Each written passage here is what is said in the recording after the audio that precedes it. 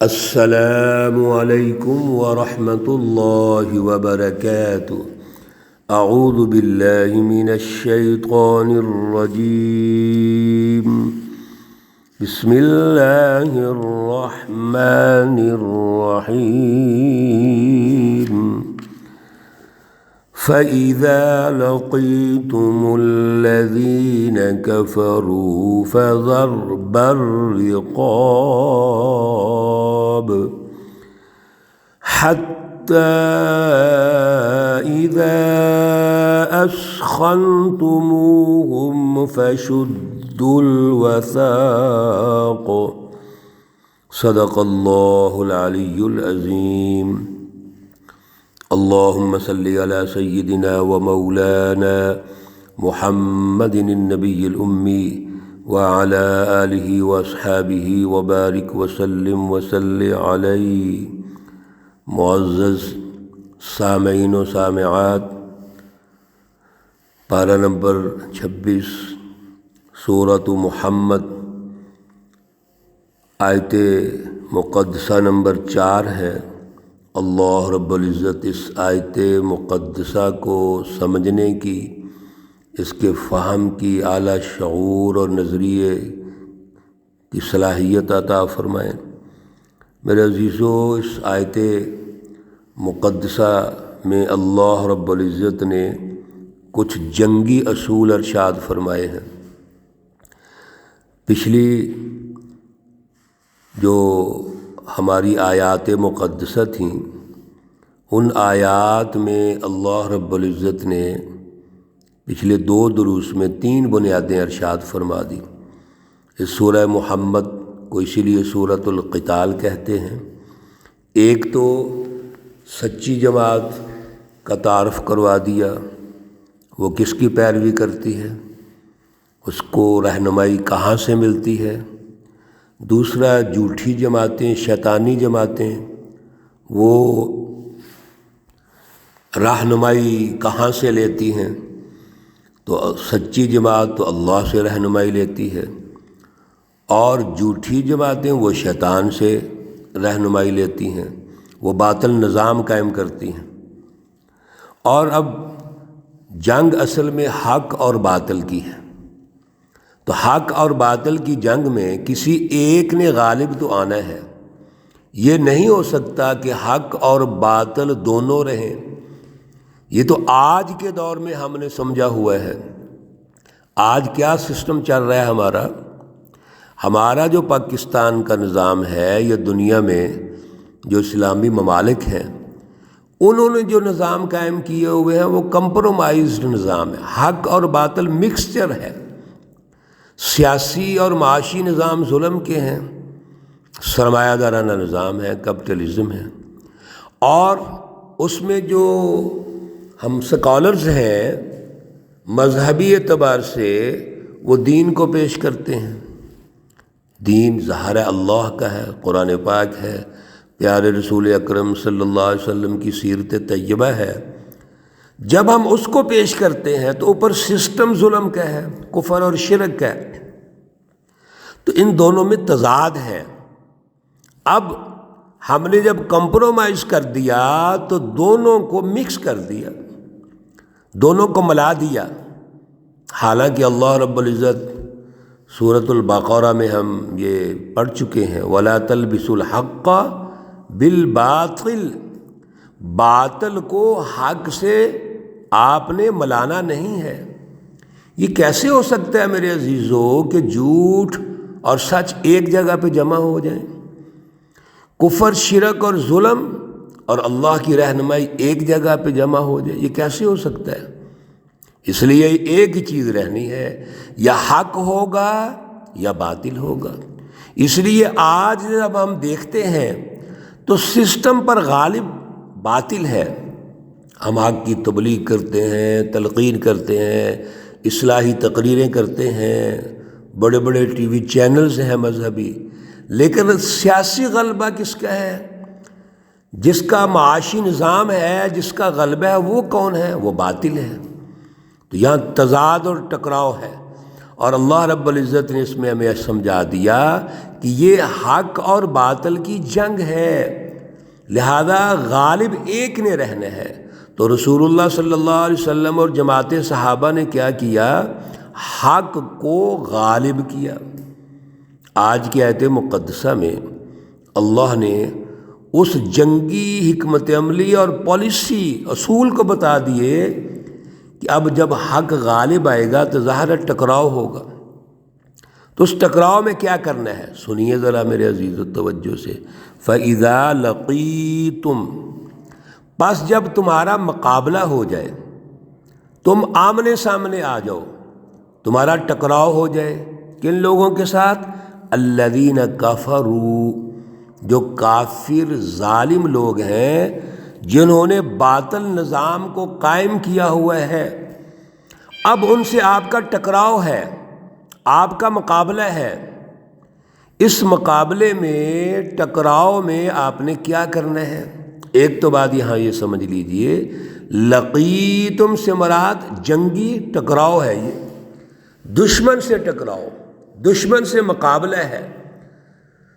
ایسی حالت میں کیا کریں گے آپ؟ یہ اللہ رب العزت نے بڑے دو ٹوک واضح ارشاد میں فرما دیا، فَضَرْبَ الرِّقَابِ، پس آپ ان کی گردنوں کو مارو۔ میرے عزیزو، جب تک جماعت سازی کا دور تھا، عدم تشدد تھا، تیاری تھی، صبر تھا۔ اب جماعت بن چکی ہے، اب میدان جنگ میں اتر آئے ہیں، اب کیا ہے؟ آگے بڑھنا ہے۔ اب مقابلہ ہو رہا ہے تو مقابلے میں پیچھے نہیں ہٹنا، راہ فرار اختیار نہیں کرنا، بلکہ پہلی جو سطح ہے وہ یہ ہے، فَضَرْبَ الرِّقَابِ، آپ گردنوں کو اڑاؤ، ان کے جو سردار ہیں ان کو قتل کر دو۔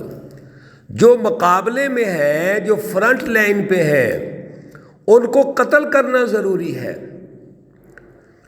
ان کو قتل کریں گے تو اگلا مرحلہ شروع ہوگا۔ تو پہلا مرحلہ کیا ہے؟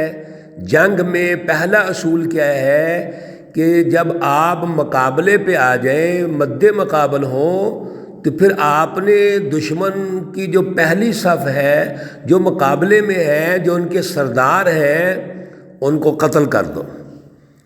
دوسرے نمبر پر اللہ رب العزت نے بڑی ترتیب سے ارشاد فرمایا، حَتَّى اِذَا أَسْخَنْتُمُوهُمْ، یہاں تک کہ جب خوب قتل کر چکو ان کو، یعنی ان کے سردار، ان کے لیڈر، ان کے بڑے، جب خوب قتل ہو جائیں، ان کو قتل کرنا ضروری ہے کیونکہ ان کی سیاسی طاقت توڑنی ہے۔ تو جب ان کو قتل کر لیں تو پھر ایک دوسرے جو لوگ بچ جائیں گے، فَشُدُّ الْوَثَاقَ، تو پھر آپ ان کو باندھ لو، ان کو گرفتار کر لو، ان کو پکڑ لو۔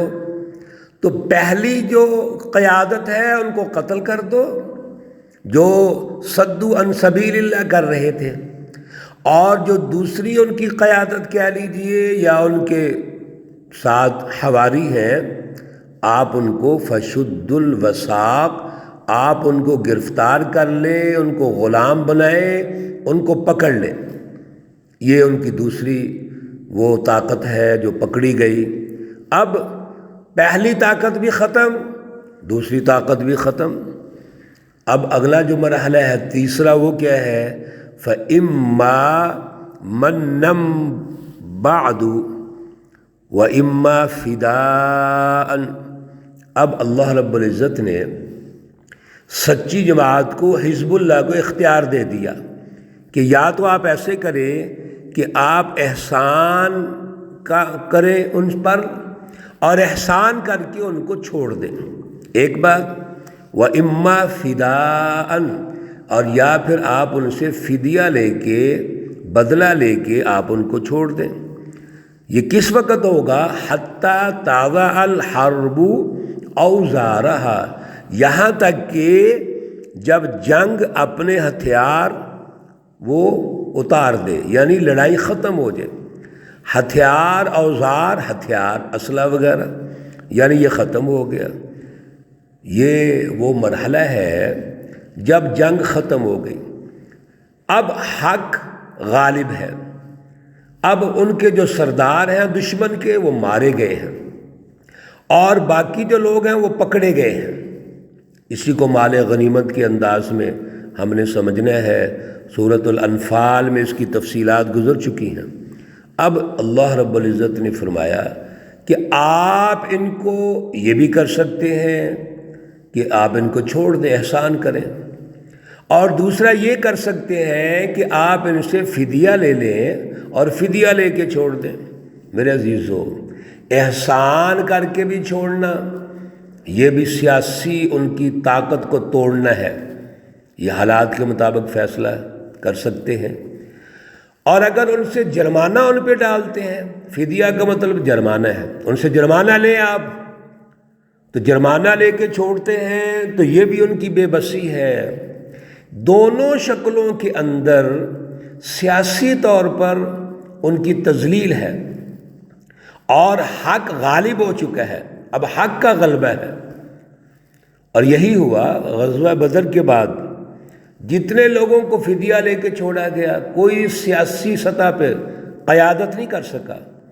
ابو سفیان تو بچ گئے، اور اللہ رب العزت نے تو ان کو ویسے ہی ہدایت دے دی، لیکن قیادت ابو سفیان کرتے رہے ہیں۔ یہ جتنے لوگ چھوڑے گئے، ان میں سے سیاسی طور پر کوئی قیادت نہیں کر سکا، کیونکہ جو سیاسی قیدی ہوتا ہے، جرمانہ لے کے جن کو چھوڑا جاتا ہے، وہ تو معروف ہو جاتا ہے، اس قابل ہی نہیں ہے کہ وہ قیادت کر سکے۔ تو یہ دو آپشن اللہ رب العزت نے دے دی۔ ذالک، یہ آپ نے سن لیا، یعنی یہ ہدایات سن لی ہے۔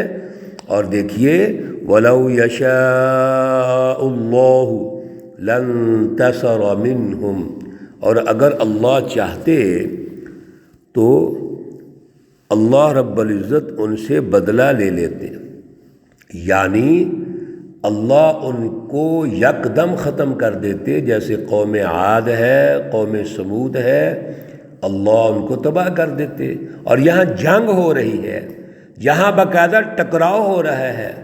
انشاءاللہ العزیز کل اس بات کو مکمل کریں گے، وقت چونکہ ہو چکا ہے۔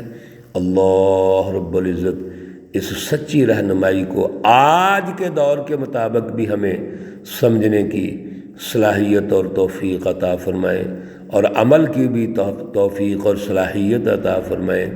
اللہ رب العزت تمام بیماروں کو شفائے کاملہ عاجلہ مستمرہ عطا فرمائے۔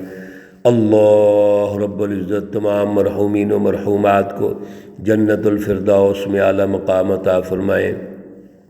ربنا تقبل منا إنك أنت السميع العليم وتب علينا إنك أنت التواب الرحيم، وصلى الله تعالى على النبي الأمي محمد وعلى آله وأصحابه أجمعين برحمتك يا أرحم الراحمين۔ السلام عليكم ورحمة الله وبركاته۔